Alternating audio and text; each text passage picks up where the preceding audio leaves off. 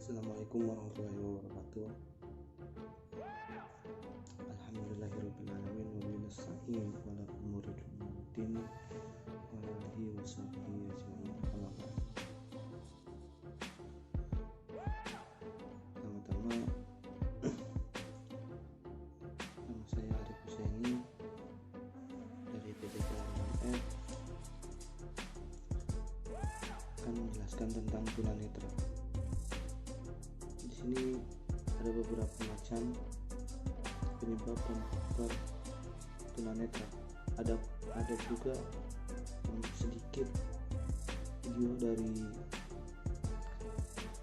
bagaimana permainan dari tunanetra.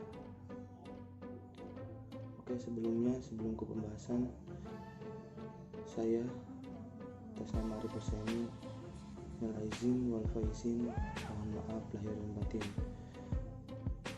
Langsung saja ke pembahasan.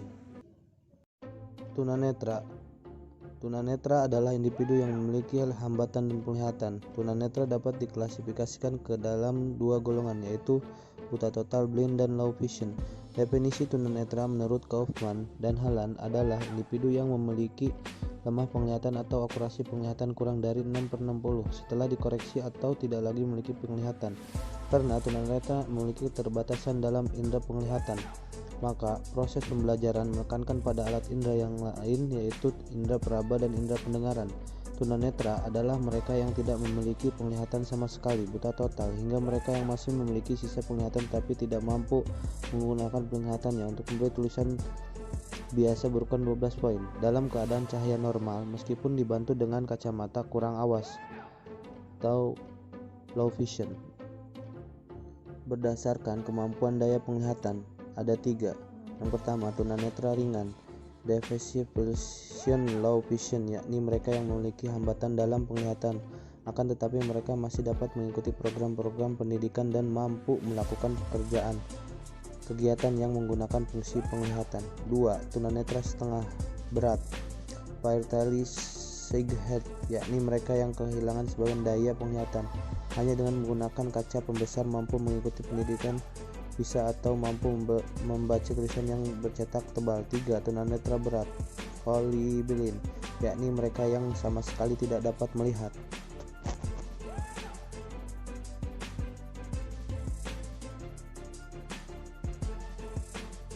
Penyebab terjadinya faktor internal merupakan penyebab keturunanetraan yang timbul dari dalam diri individu, yang sering disebut juga faktor keturunan. Faktor ini kemungkinan besar terjadi pada perkawinan antar keluarga dekat dan perkawinan antar tunanetra. Faktor eksternal, penyakit rubella dan sifilis merupakan suatu penyakit yang disebabkan oleh virus yang sering berbahaya dan sulit diagnosa secara klinis. Glaukoma merupakan suatu kondisi di mana terjadi tekanan yang berlebihan pada bola mata. Kondisi ini ditandai dengan pembesaran pada bola mata. Kornea menjadi keruh, banyak mengeluarkan air mata dan merasa silau. Diabetik retinopati, gangguan pada retina yang disebabkan karena diabetik retina penuh dengan pembuluh-pembuluh dan dapat dipengaruhi oleh kerusakan sistem sirkulasi hingga merusak penglihatan. Retinoblastoma merupakan tumor ganas yang terjadi pada retina dan sering ditemukan pada anak-anak. Trakoma, penyakit mata karena virus Chlamydion trachomatis. Katarak, penyakit mata yang menyerang bola mata sehingga lensa mata menjadi keruh. Akibatnya terlihat dari luar mata menjadi putih. Macular degeneration adalah kondisi umum yang agak baik di mana daerah tengah dari retina secara berangsur memburuk. Anak dengan retina degenerasi masih memiliki penglihatan perifer, akan tetapi kehilangan kemampuan untuk melihat secara jelas objek-objek di bagian tengah bidang penglihatan. Kekurangan vitamin A. Seorftalmia, vitamin A berperan dalam ketahanan tubuh terhadap infeksi. Kekurangan vitamin A akan menyebabkan kerusakan pada matanya, yaitu kerusakan pada sensitivitas retina terhadap cahaya, rabun senja, dan terjadi kekeringan pada konjungtiva, bubi terdapat pada celah kelopak mata disertai pengerasan dan penebalan pada epitel, terkena zat kimia. Zat-zat kimia juga dapat merusak apabila penggunaannya tidak hati-hati. Kecelakaan, benturan keras mengenai syaraf mata atau tekanan yang keras terhadap bola mata.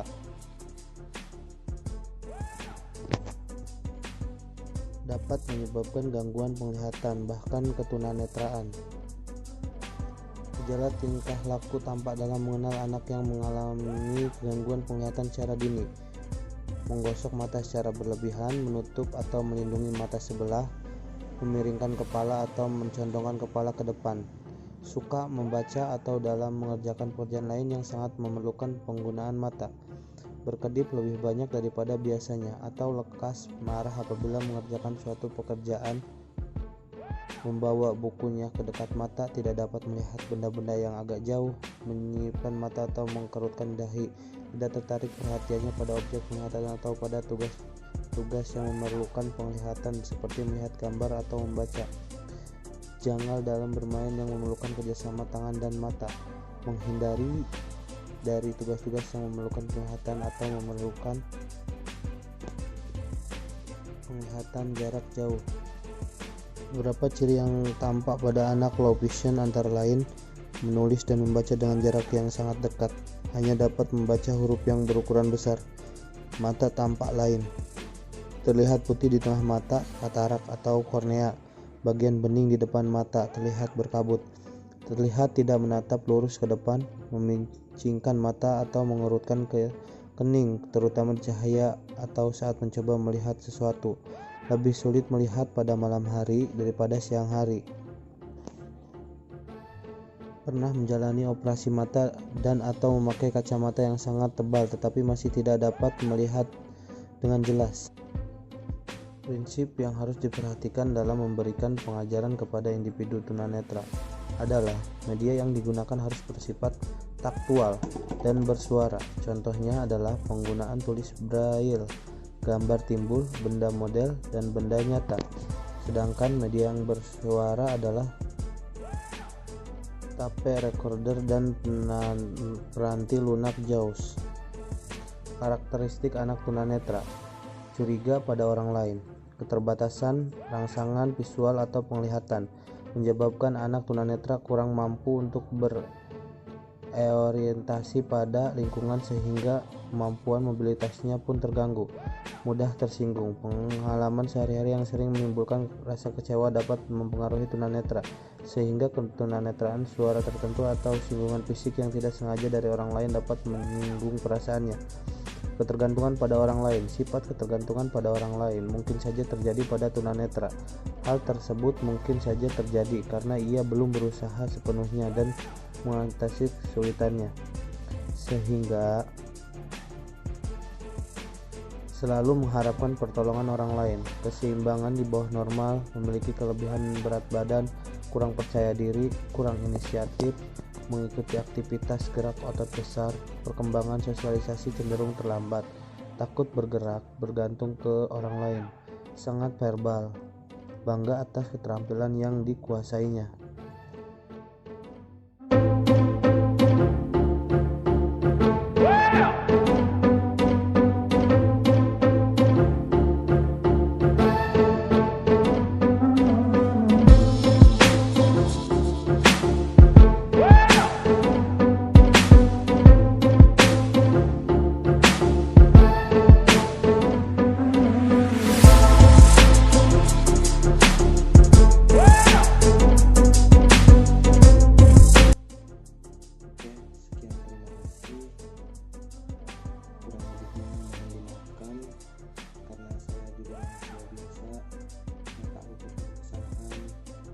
Kalau emang ada kesalahan atau ada masukan, silahkan Anda komentar. Dan pesan saya tetap di rumah, jaga kesehatan, jangan kemana-mana, sayangi keluarga kalian, karena di dunia ini masih lagi ada virus